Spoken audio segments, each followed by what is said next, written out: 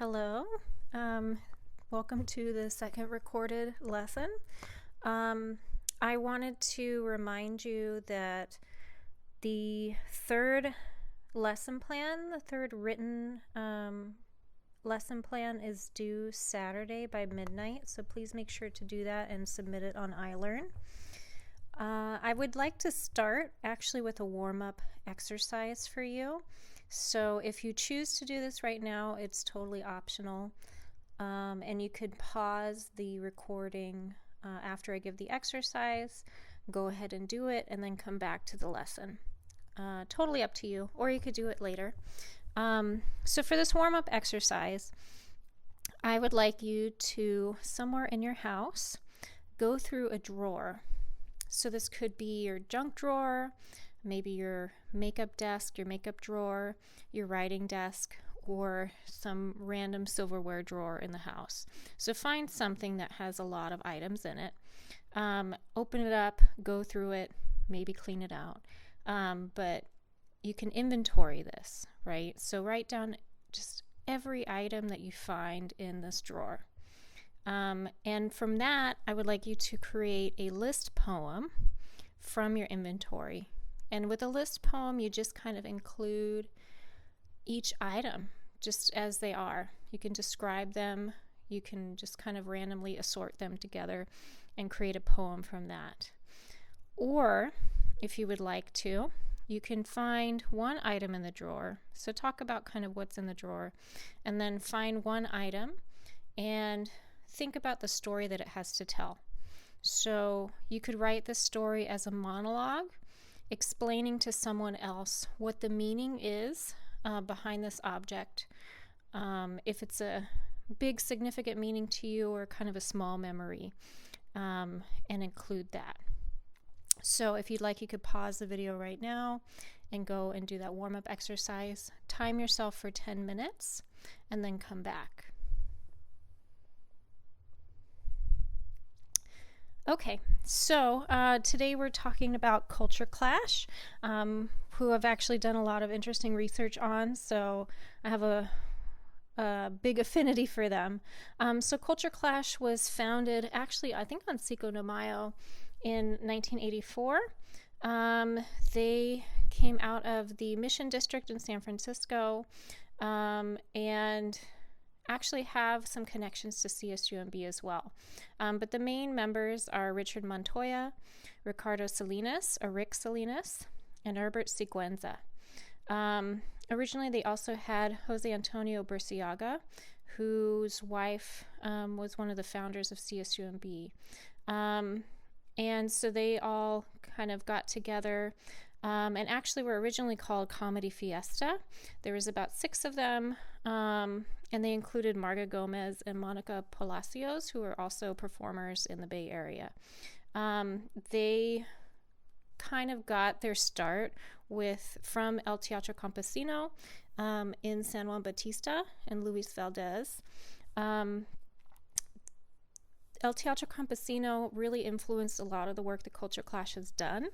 And they kind of got their tradition out of the carpa, or traveling tent shows, that were kind of like vaudeville shows in Mexico that went from town to town, that used really strong, like, satirical humor, right, as a way to appeal to many, many people in their audiences. And Luis Valdez kind of took that tradition, combined it with the SF mime troupe and the work of Bertolt Brecht, and created the Actos and El Teatro Campesino, who used the theater to kind of help organize farm workers in the farm worker movement.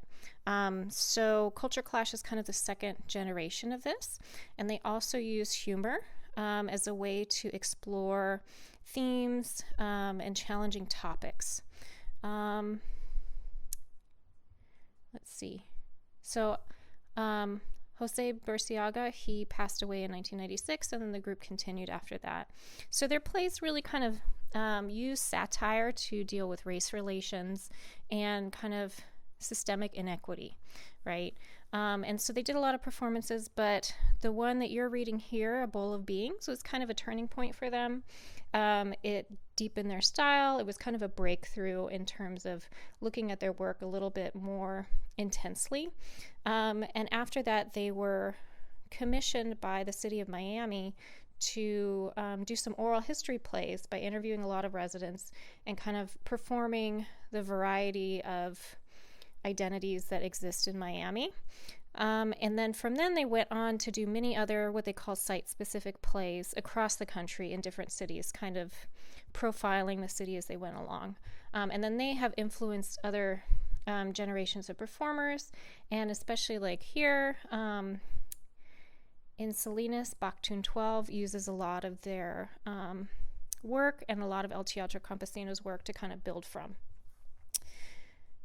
Okay, so if we are looking at reflections. So this piece was when Rick was actually, it's based on him being actually shot in the Mission District. And it was a real wake-up call for him. It was kind of a moment for him to really take stock, reevaluate his life, and think about what it meant to him. So he explored this through a dramatic monologue, as if he was speaking to his dead grandfather and speaking to the audience too. In the piece, he begins by really telling us who he's talking to. He describes his grandfather and then jumps into this memory of him that helps us get a picture of who his grandfather was. So he says, "Hey, abuelo, I was about 5 when I first remember you. You would take your white handkerchief and grab the tips of it and roll it in the air and then chase me and smack me," right? So we have this like strong visual image, right? And kind of a sensory image too. And then he describes him further. And he says he was about 72 years old then. He was an atheist, vegetarian, dark complexion Indio with silver white hair. He always wore a suit and tie, even to picnics. And he had this gray fedora. He looked like a Latino George Raft. And he died when he was 93 back in 1978. So he kind of switches now to talking directly to the audience, kind of describing his grandfather and what had happened to him. And then near the end, he switches back talking directly to the grandfather. So he mentions that he saw his grandfather again. So, right, this is kind of the impetus for why he's telling the story now, like this near-death experience. So he saw his grandfather again, like the spirit of his grandfather, when he was in the hospital after he was shot. And he was shot kind of trying to intervene in a fight on the street. And he says he went up to these guys who were fighting and he was like, "Hey, this guy's had enough, let him go." And I didn't even get between them. It was dark outside, but I could see from about 12 feet away that there was someone in a trench coat. And he pulled out a sawed-off shotgun. I saw a flash of light and I was shot. And then with the stage directions, he has a flashback with the other actors, Richard and Herbert, come in as doctors and are kind of rushing to him and taking him away. And then La Muerte comes and is kind of dancing. So it's like death is kind of like dancing over this whole thing. So he, in those details, tells us like what he saw. So he's taking us through this monologue, through the whole experience of what had happened to him, moment by moment. So I think La Muerte here is really interesting too, because in your writing you can bring in these kind of mystical or even religious figures as a way to kind of represent what's going on, right? So she's representing death, kind of hanging over things and kind of deciding what she wants to do with him. Also, there's a reference to the AIDS wing in the piece.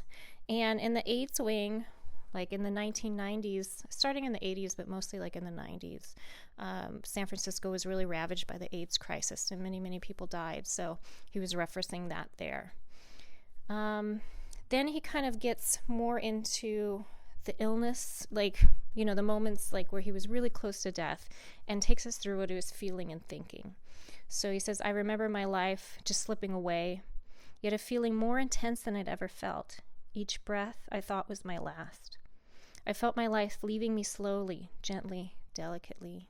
I remember thinking that I was going into a deep sleep and find out what the fuck was on the other side.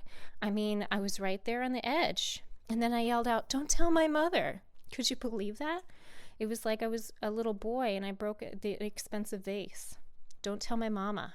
Everything was so three-dimensional, right? So he's kind of like, in this moment, I was like irrational, right? And I was calling out and I didn't want my mom to find out. I didn't want to get in trouble. Interestingly, too, he talks about letting his anger go about this. And so he's taking us on this emotional journey with him, right? Kind of reminiscing about his grandfather, telling us what had happened to him and how scary it was, and then kind of dealing with the aftermath and how he's processed it. So, take your audience on a journey through the monologues that you're writing. Have emotions change as the monologue moves along. And he kind of circles back at the end and he says, meanwhile, death is ready to dance the mambo with me, right? And then he talks to his grandfather again at the very end, saying, hey, abuelo, it was good to see you again. Thanks for being there. My doctor says I'm 85% now. Chingao, I wonder where the 15% went, right? So it's a nice way to button up the monologue. Now if we're looking at Chicano on the Storm, this is really where Richard Montoya is using humor to deal with like a lot of memories, pain, but also kind of exploring interesting stories that are passed on to us and what do they mean to us. So he kind of starts out by taking us through this really well-known music, right, from Riders on the Storm and the Doors. And he uses these well-known lyrics and phrases and just kind of like turns it slightly, right, adds a little twist to it. So that's something that you could totally do in your work, right? Use well-known lyrics or a phrase or a saying that people use often and change it a little bit. So they're expecting to hear one thing and then it turns into something kind of different, right? And that'll be a nice, refreshing twist for them.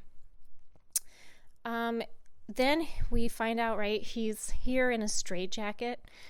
So clearly we know he's trying to grapple with his own ideas of sanity. So you can use that images, right? Use stage directions or images in your playwriting as a way to convey something visually to the audience. Then he has La Muerte come back, right? So she's kind of a recurring character throughout this whole play. And she's representing enigma, right? So this unknown question. And she's dressed as a nurse and carrying a clipboard. So with her, he kind of starts out by asking these real like existential questions. Who am I? And then he says, why am I here?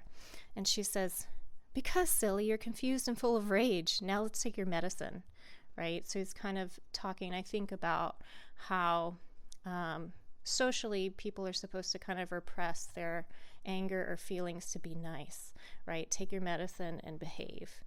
So then after she leaves, he kind of launches full into his monologue by saying that he's crazy. But he's really not, right? He's really talking about a lot of important memories, and he kind of blends them with a lot of pop culture references. So he also kind of, plays with the audience too and taunts them a bit. And he says, what the fuck are you looking at here? Haven't you seen this multicultural nightmare come unglued right before your very eyes, man? Right? So he's kind of goading them. I also like the lines where he says, ignore the dense, ignore the critics. They don't understand my multi-personality, my multicultural ways. Hell, I don't even understand them. And I wrote this shit during a commercial. I never read Kafka. I never read Tolstoy. I don't even know the words to La Bamba. I'm a Chicano trapped inside the Beverly Center in LA, and I can't get out. I'm tired of being a whore for your laughter. I want your goddamn respect. I want you inside of me right this very moment. Inside of my stomach feels like a Marquez novel, Love in the Time of Colonization, right? So we kind of see all this stuff that's swirling inside of him and all of this like confusion.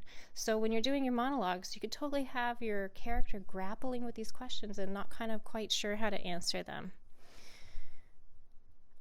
So then he also talks about cultural difference, and he talks about his friend Joshua and how Joshua was raised, especially in terms of discipline in the home, very, very differently from him, right? And here he's kind of then leaning into stereotypes. And so I want you to think about whether you feel that works or not in his humor. because usually humor is masking some sort of pain, some sort of painful subject. It's a way to kind of lessen the blow of it, right? So do you think he's doing that successfully here or not, right? And it's different to see him perform it live than to read it.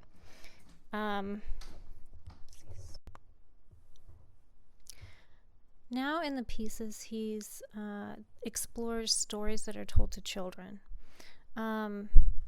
So he says, like, I never understood these bedtime stories that were told to us as kids, neither. Like, most of us would get tucked in and they'd say our prayers, but then here's where the story differs. And then he tells us about the stories that his aunt would tell him. Mijo, tonight I'm going to tell you about La Llorona. Esa muchacha took her little kids down to the river and she drowned them, right? And so this is interesting because it really echoes a lot of stories that are told across cultures to children, right? Stories that are often told to children are told to scare them into behaving, right? And so they usually have some sort of fantastical element of fear. And it's really something that is done to make the story stick in the kid's head, right?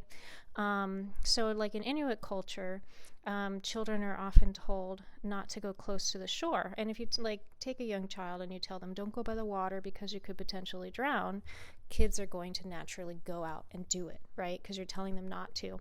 But if you tell them a story and scare them into behaving, it may keep them safer, right? So they were often told that there's a monster who lives near the shore, and that if children get too close to the shore, the monster has like a pouch on his back, and he'll reach out from the ocean, grab the children, and snatch them, put them in his pouch, and take them into the ocean, right? So can you imagine, like, as a child hearing this, you're going to be pretty freaked out, and you're going to stay away from the shore, right? Also, if you think about like Grimm's fairy tales, there's a lot of kind of this violent nature to it. And I think, again, as a way to make it really memorable and to scare kids and people into kind of behaving or into maintaining social norms. So in like the fairy tale of Hansel and Gretel, the kids encounter this witch who eats children, right? She gains their trust, she kind of entices them, and then she will take advantage and eat them. So it's a lesson in like many ways, right? It's a way to tell kids that they need to stick together, to not trust strangers, also to not like misbehave or to literally go off the beaten path, because the kids like leave themselves breadcrumbs as they kind of go through the forest, and then the breadcrumbs get eaten and they get lost. So it's kind of saying stay where it's safe. And that's also kind of a way to tell kids to behave in culturally sanctioned ways, that's also seen as being safe. Then he talks about El Cucuy, right? So he says El Cucuy is the boogeyman that lurks underneath everyone's bed, right? And every culture has their own version of El Cucuy. So El Cucuy is there to kind of scare children into behaving, right? To go to bed early, to kind of stay in bed and not get out, right? So it's very much a way to regulate behavior. And then he talks about his parents. And interestingly, his father was an activist poet who was really, really involved in the farm worker movement from the beginning. So this is something that Richard grew up with. And so he kind of is dealing with his relationship with his parents, and he kind of circles back to that at the end, coming to terms with his identity, coming to terms with his parents, and then kind of noting that his childhood friend Joshua, had a different experience than him. And so he's kind of like accepting the self at the end. He also mentioned in the piece that he had one blue eye, which is true. He has two different like colored eyes, which is really interesting. Okay, so thinking back on the stories that were told to children and his discussion of these in the piece, I would like you to work into your writing exercise. So you have a couple of options here. You could use a method by the oral history playwright Anna Devere Smith, when she interviews people, she always asks them 3 questions to kind of get them off their game, right? To kind of make them think differently. So she'll ask them what the circumstances of their birth were, right? Because a lot of us kind of have some kind of crazy stories about how we ended up coming into the world. Tell me about a time that you came close to death, and tell me about a time you were accused of something you did not do, right? So you could think of the reflections piece and think about the question of a time that someone came close to death, right? It could be your character, it could be yourself. These brushes with death, right? So pick that question and then answer it for your character in terms of a monologue. Or you could look at the Chicanos on the Storm piece and think about a bedtime story or a childhood tale that is told to the character. So retell the story in the form of a monologue, right? Why was the story something that was told? What did it mean to the character outside of the original telling of the story? What other kind of significance does it have? And then you also have your journal to complete for this. So please take some time, do your writing exercise, time yourself for at least 10 minutes. If you write beyond that, that's great, but give yourself a minimum of 10 minutes to write. Okay, thank you. Talk to you all soon.